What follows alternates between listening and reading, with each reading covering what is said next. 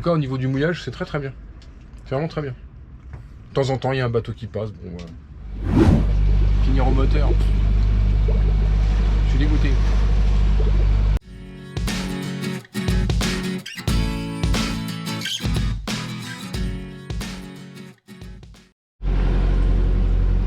Bon bah les petits loulous, on part de Laredo. On s'en va sur Santander. Le temps dégueulasse, il y a du brouillard. Il fait pas froid. Là c'est le port. Voilà, on quitte le port.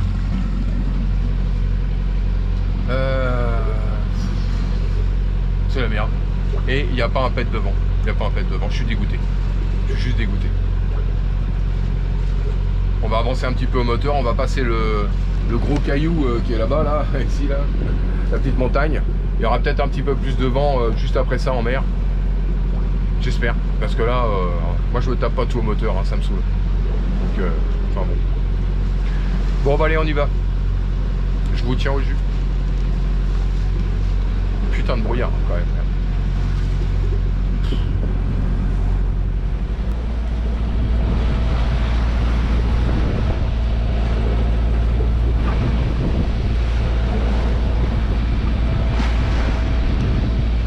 Alors, le décor est sympa.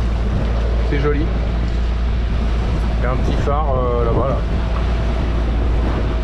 Voilà.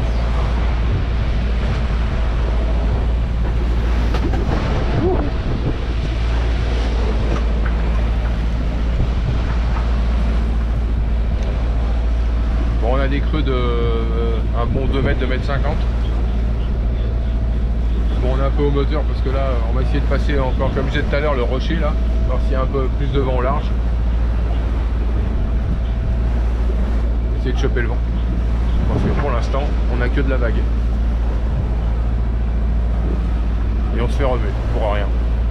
On met un cap au moteur.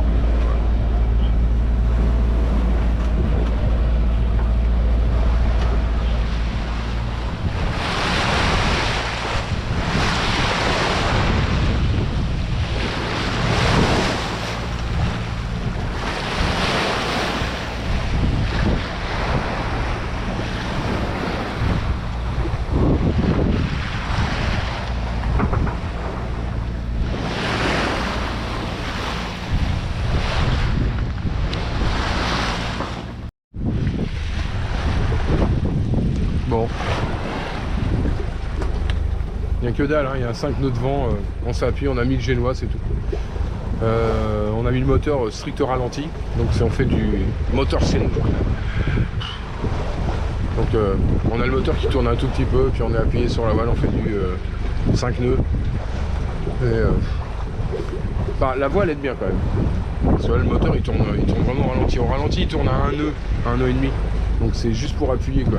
Parce que la voile elle bat comme ça dans tous les sens. Parce qu'il n'y a pas assez de vent par rapport à la houle. Le bateau il bouge comme ça et à chaque fois la voile elle vente, elle dévente, elle vente. C'est la merde. Bon. On n'a pas grand chose à faire, on va le faire comme ça. Hein, tranquille. On va aller un petit peu plus loin. S'il y a un peu plus de vent, on mettra la GV. Parce que là, ça fait gros boulot de GV pour un résultat à mon avis. Là on est à 5 nœuds à peu près. C'est déjà pas mal.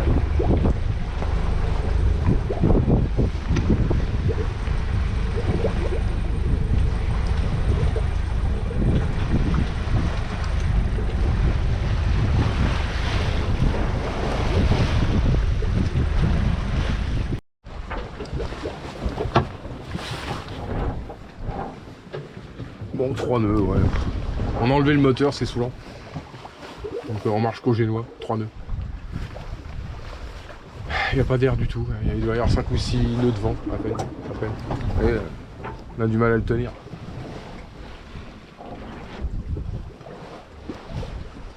C'est limite. C'est la houle qui le fait démonter.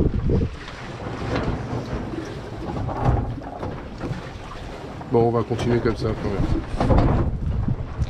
On n'a pas de bol sur notre truc, notre petit destination Santander. Compliqué pour y aller. Puis comme on a des vents d'ouest tout le temps, et que nous on va à l'ouest, hein, en direction de la Corogne, je sens que ça va être compliqué de faire toute l'Espagne côté ouest. Hein. Surtout qu'il n'y a pas beaucoup de mouillage ni de port. Pas terrible quoi, en tout cas. Enfin, pas des trucs protégés. Bon bref. Bon allez, on continue et puis je vous fais voir un petit peu plus tard si on arrive au mouillage là-bas. Parce que de toute façon, on a eu là pour 2-3 heures de nave à cette allure-là. 3 nœuds 3. Allez, c'est mieux que 0. Bon bah là on croise un petit cargo. Nickel. Bon. Sympa. Bon, on a remis le moteur pour la dernière heure parce que alors c'est infernal quoi. On a une houle de travers, grosse houle, qui nous fait rouler hein, et que dalle en vent. Le génois je vais tout déglinguer donc il n'arrête pas de claquer dans un sens, dans l'autre. Il n'y a pas de vent, il n'y a pas de vent, il n'y a pas de vent, il n'y a pas de vent. Et pourtant on arrive à avancer à 3 nœuds gentiment. Alors à mon avis il y a peut-être un peu de courant là-dedans. Ah bon. Bon allez, on va jusqu'à Santander. Finir au moteur. Je suis dégoûté.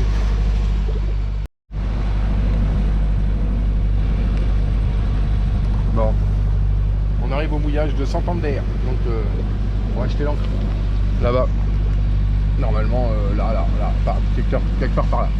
Voilà, c'est marqué là. On a vu sur Navili. On va tester. Je sais pas s'il y a d'autres bateaux, je sais pas. Bon, on va aller voir. Et bon, on est arrivé. Impeccable, on est devant la plage, il y a un petit bateau là. Et là on est ancré dans... on a 7 mètres. 7 mètres de flotte à marée basse, on va avoir 10 mètres à peu près à marée haute. J'ai mis 35 mètres. Ouais.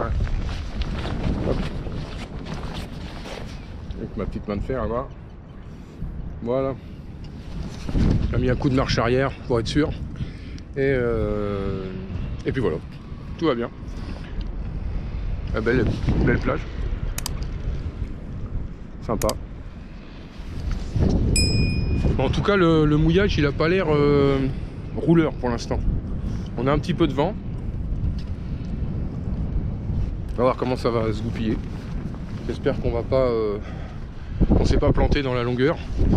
Parce qu'on a une bouée ici. On a une là. On a une bouée là. Normalement, on ne devrait pas toucher. Par contre, c'est sacrément crado. Il y a une espèce d'herbe coupée là. Ici là. Bon. Bon allez. Eh ben ça aurait été une navigation pas terrible. Parce que on a fait un peu de nave à la voile. Il n'y avait quasiment pas de vent, enfin chiant quoi. Donc on a fini au moteur pour rentrer ici, c'est galère. En fait on fait moitié voile, moitié moteur, c'est pénible. Bon, eh ben, j'espère que mon ancre va tenir. Normalement c'est une ancre de compète, hein, parce que j'ai soudé un truc, hein, si vous avez vu les vidéos, j'ai soudé une pointe-rolle à l'avant de 10 cm pour que ça pique bien dans le sable. Là ici c'est que du sable à première vue. Donc ça accroche, on a foutu un grand coup de marche arrière, ça n'a pas bougé. Donc voilà. Mais je filmerai quand on sera dans des eaux un petit peu plus claires. Je filmerai, je mettrai une GoPro sur la chaîne pour voir si on voit comment elle s'accroche. Voilà, exactement. On fera ça. Bon bah allez, là on va aller se boire un petit café. Il y a un peu de bordel là qui est tombé. Ici là, bureau. Il y a 2-3 trucs par terre. Rien de méchant, mais bon, là on est OP, voilà. Allez, on est bien arrivé à Santander. Ça a l'air sympa. On va peut-être aller, là il y a un truc, peut-être que là on peut se mettre avec l'annexe. On peut peut-être s'attacher, ça m'aurait là. Il n'y a pas loin à aller. De toute façon, il va bien falloir qu'on fasse un essai technique d'annexe hein, à un moment donné. Bon. Je sais pas. Ouais. Bon allez, on va boire un petit café. Je vous reprends après plus tard. Allez, salut.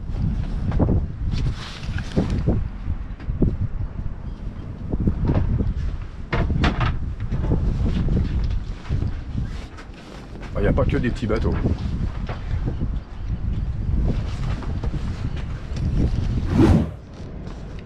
Bon, bah, le mouillage de Santander est très très calme. C'est pas un lac, hein, mais presque. Par contre, on a des énormes cargos comme ça qui passent 3-4 fois par jour. Donc, on n'est pas 50 au mouillage, on est peinard. Et alors là, par contre, on n'a pas l'impression, mais ça là, ça génère une espèce de vague. Parce que on n'a pas l'impression qu'il y a une vague du tout, une vague d'étrave, il n'y a rien, il passe comme sur du billard. Par contre, 2 minutes après, nous on a la vague. Et là on se fait secouer le plumeau là, il n'y a pas de problème. Je vais vous faire voir. Donc le cargo lui là, il est passé il y a 3-4 minutes. Et la vague, elle est là. Je sais pas si on la voit, mais elle arrive gentiment. Et ça secoue tout le bateau. Et quand tu es en train de faire de la bouffe, et ben voilà. Ouais, regarde ça. Hop là, et zou. Ça va. Celui-là, il est aérodynamique. Hein. Mais il y en a qui sont pas aérodynamiques du tout. Et, et alors, ça fait une espèce de vague, je sais pas moi, de 80 cm de haut. Ça claquouille 3-4 fois là, et puis voilà. Donc si tu es en train de faire bouillir ton café, intérêt à retenir le bazar. Enfin bon. Allez zou. Sur ce, on va se rentrer, il va faire nuit, on va mettre les petites lumières pour le mouillage. Et puis voilà, impeccable. Ah, c'est nickel. Non, c'est chouette. Enfin, Santander, on n'a pas encore visité, mais en tout cas, au niveau du mouillage, c'est très très bien. C'est vraiment très bien. De temps en temps, il y a un bateau qui passe, bon, voilà. Mais franchement, c'est très bien. C'est très calme. Alors que la mer, elle est à 300 mètres là. Hein. C'est très bien protégé. Bon, j'ai nettoyé mon filtre d'eau de mer. Le filtre d'eau de mer pour le robinet, pas pour le moteur. Parce que je l'avais pas fait depuis le mois de juillet, depuis qu'il est installé. Donc avec ce qu'on a récupéré à Rochefort, parce que c'est très vaseux, dans la Charente, etc. Enfin bon, voilà, enfin par chez nous il y a de la vase. Donc il y avait un petit peu de boue à l'intérieur. Donc petit coup de nettoyage, ça fait pas de mal. Et là, pour le coup, je me suis aperçu que ça faisait pas loin de 9 mois que ça n'a pas été nettoyé. Quoi. Donc on a enlevé un petit peu de merdouille. On a de la boue comme ça là, espèce de vase. Donc, enfin bon voilà. Bon, c'est propre, on va remettre en route. Et on va réamorcer la pompe et puis voilà. Ouvre voir.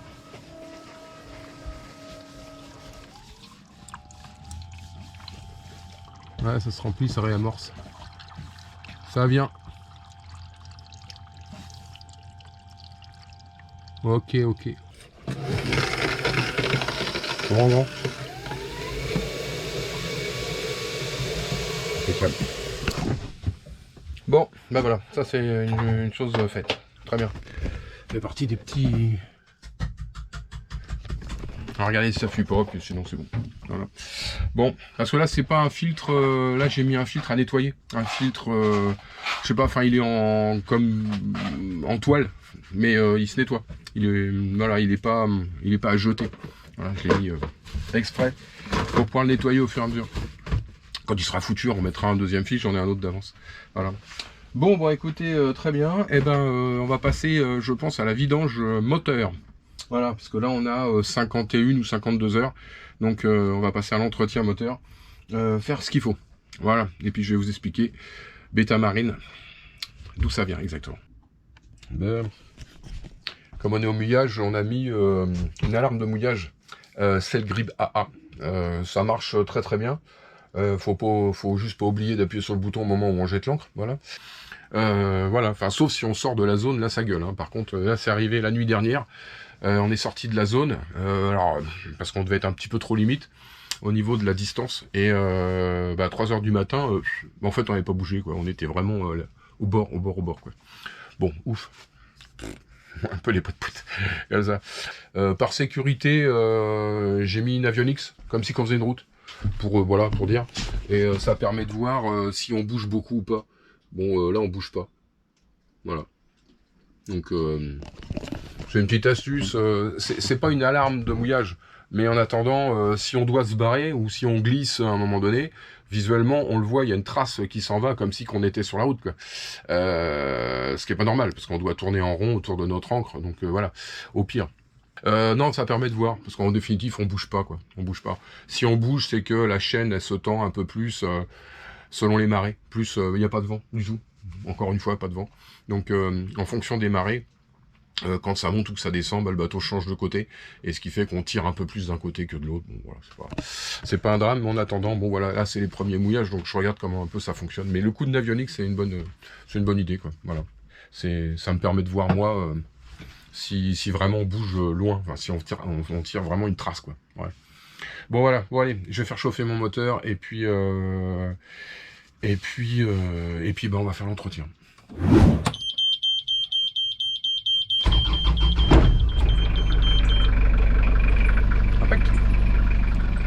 Bon, mon petit moteur bêta il est chaud, donc voilà, je l'ai fait tourner 5 minutes pour que l'huile soit bien chaude. Là je suis à 50 et quelques heures.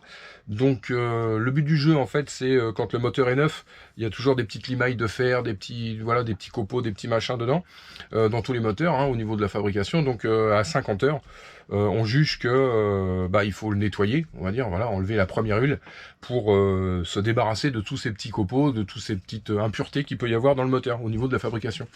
Donc on en est là. Après c'est pour ça qu'on met plus de temps. On va mettre alors moi à 150 heures par exemple, je vais refaire une vidange parce que j'ai un carter plat. On va pas rentrer dans le détail.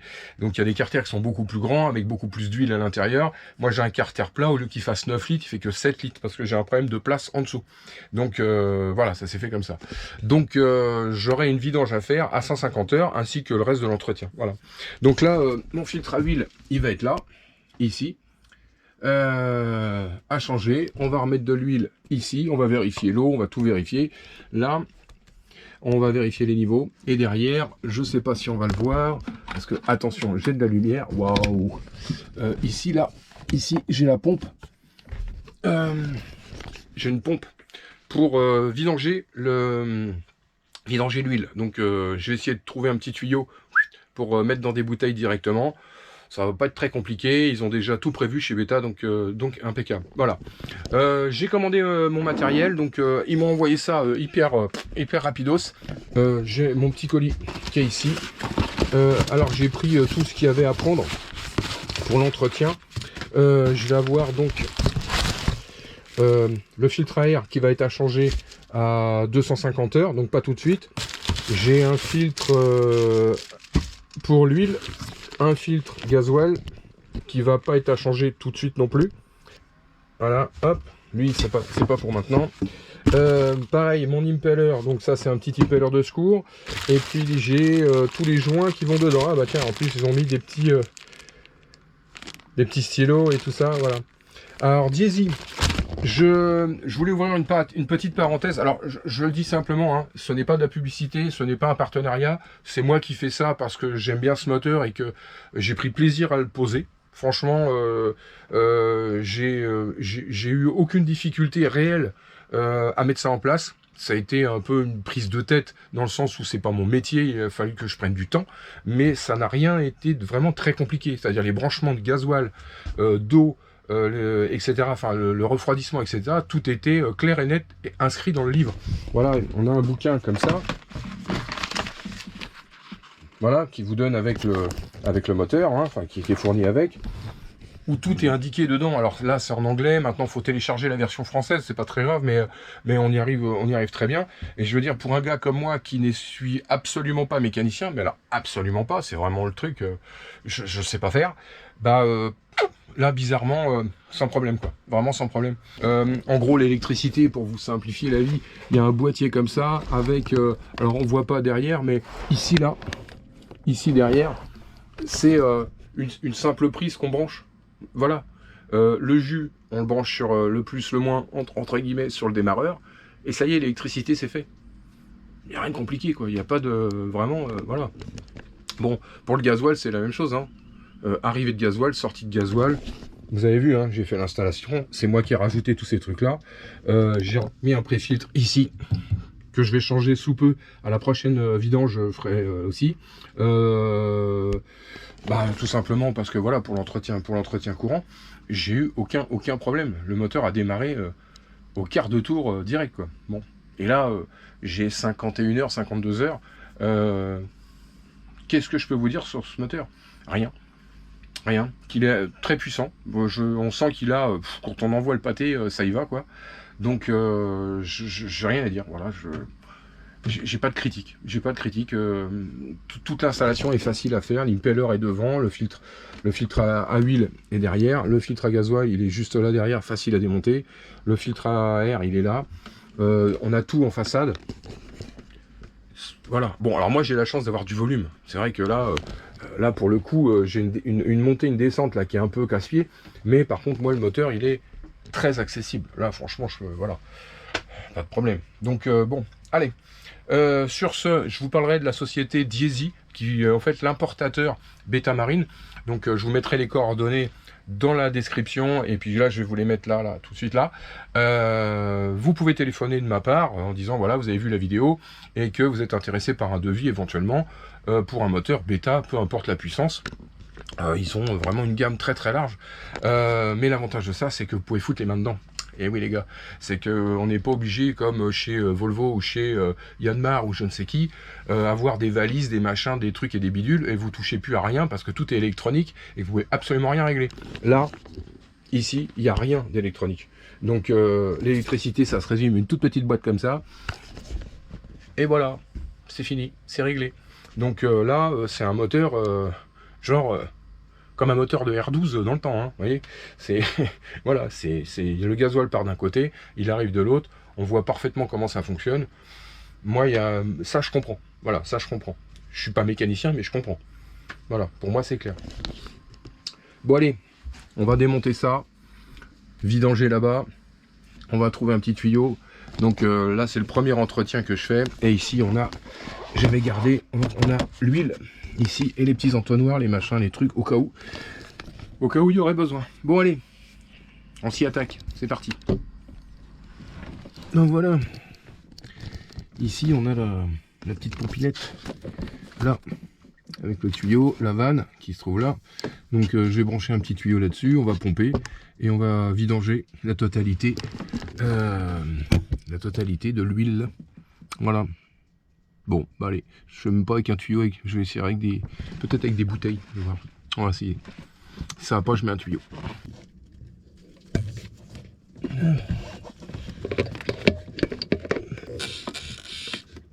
Bon, ça va bien, hein.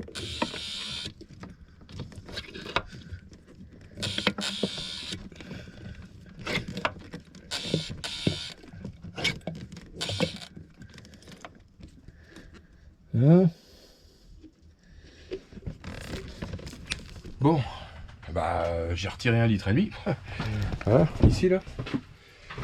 Donc bon, bah, on va continuer à deux. Parce que tenir la bouteille et pomper en même temps, c'est pas facile. Donc voilà. Bon, bah, on a retiré tout ça. Donc 7 litres d'huile, exactement. Bon, allez. On va redémonter le filtre là. On va mettre un truc. Là, ça c'était pour protéger. Ça c'est génial, c'est des petites mousses qui existent pour s'il y a du gasoil qui tombe ou de l'eau ou éventuellement du liquide de refroidissement. Ça absorbe, ça évite d'en avoir plein la gâte partout. Enfin moi j'essaye de faire propre. Hein. Dès qu'il y a le moindre truc, je nettoie. Il n'est pas question qu'il y ait de l'huile ou quoi que ce soit. Moi je veux travailler dans mon moteur propre, quoi. Voilà, nickel. Hein. Allez, on va démonter ça là, on va mettre un truc en dessous pour l'huile, parce qu'il en a forcément dedans. Voilà, et on va le remplacer par son petit copain qui est là. Voilà. Donc là, chez Betamarine, tout est indiqué. Hein. Donc on sait que c'est un filtre d'huile avec le numéro de référence ici. Donc tout est répertorié. Tout est répertorié dans le bouquin, les impellers, les numéros. Vous voyez, le numéro d'impeller, il est marqué là. Tout est bien indiqué, il n'y a pas à se tromper, quoi. Voilà. Et puis vous téléphonez chez Diesy, Betamarine, donc c'est l'importateur. Enfin, je vais vous expliquer après en détail. Ils vous livrent ça dans les 24 heures, 48 heures. Vous avez le colis, et voilà, partout dans le monde, c'est pas un problème. Donc voilà. Donc bon, allez, on va démonter ça. On va prendre la clé qui va bien. Et puis, on va s'occuper de ce truc là. Allez, hop, ça, c'est bloqué. Ça, c'est le prochain filtre. On va mettre un petit chiffon en dessous pour éviter les catastrophes. Voilà. C'est pas serré trop fort, il faut le serrer à la main, juste ce qu'il faut. Là, je vais préparer mon petit sac pour le foutre dedans. Il y a toujours de l'huile qui va couler. C'est comme ça. Allez, hop.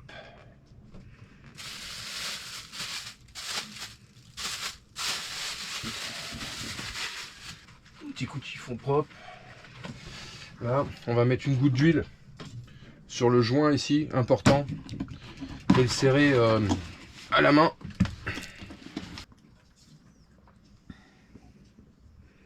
Voilà.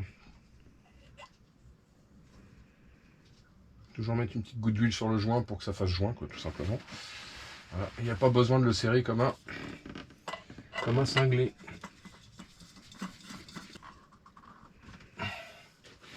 Voilà, j'ai serré fortement à la main.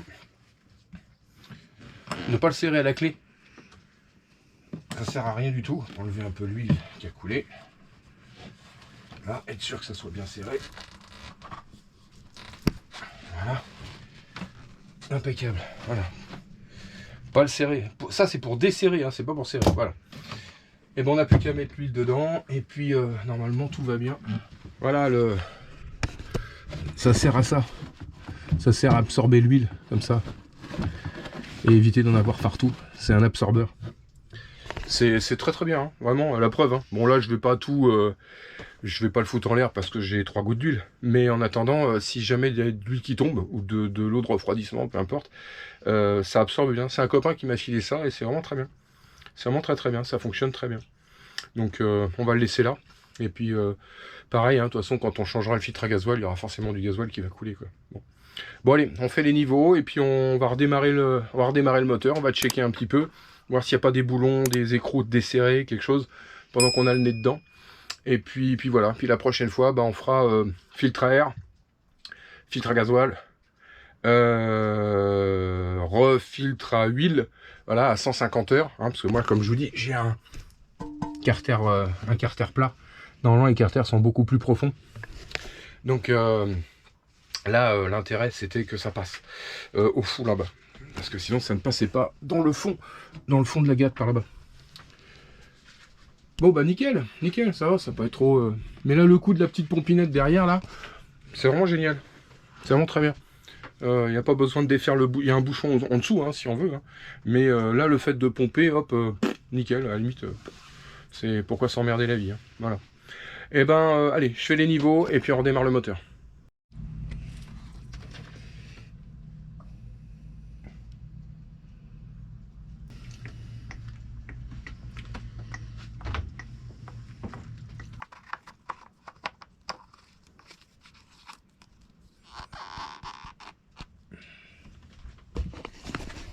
Bon, on va mettre en route. On a fait les niveaux d'huile. On va regarder si ça fuit pas. Voilà, tout simplement, déjà, là, au niveau du filtre.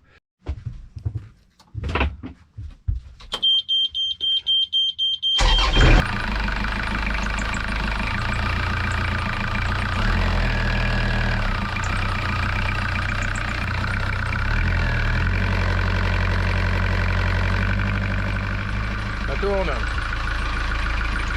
On va essayer de chauffer un petit peu pour l'huile. Pour faire le niveau. Bon bah voilà. Pour conclure mes 50 heures de moteur, moi j'en suis tout à fait satisfait. Donc si un jour vous avez un moteur à changer, Franchement, c'est de bon cœur que je dis, vraiment, vous pouvez y aller, Betamarine, ça marche très très bien. Il y a, comme je dis, il n'y a pas d'électronique, pas de trucs compliqués, pas de turbo, pas de machin. C'est des moteurs tout à fait compréhensibles, accessibles financièrement, parce que j'ai pu le faire, et puis accessibles au niveau mécanique. Voilà, vous avez qu'à regarder les vidéos, moi j'y connaissais rien, j'ai réussi à le monter, et ça s'est fait, et il démarre, et il roule. Il n'y a pas de problème. Donc, vous pouvez appeler sans problème Monsieur Gautron de la société Diesy, en fait, qui est le distributeur Betamarine en France. Et il se fera un plaisir de vous expliquer en long, en large et en travers comment ça fonctionne. Après, il vous indiquera donc un installateur qui vous permettra d'installer votre moteur, ou vous pouvez même l'installer à la limite vous-même. Voilà, hein, moi j'ai pu le faire, tout le monde peut le faire, hein, c'est pas un souci. Voilà, donc je vous mets, comme j'ai dit tout à l'heure, les coordonnées dans la description. Je vous ai mis le numéro de téléphone, vous avez tout. Si vous avez besoin, n'hésitez pas. Il sera au Pavois de la Rochelle, je pense, au mois d'octobre. Allez le rencontrer, c'est un mec vraiment bien. Et puis, surtout de très bons conseils. Voilà. Je vous souhaite un bon dimanche. Et puis, profitez bien. Voilà. À plus tard. Salut!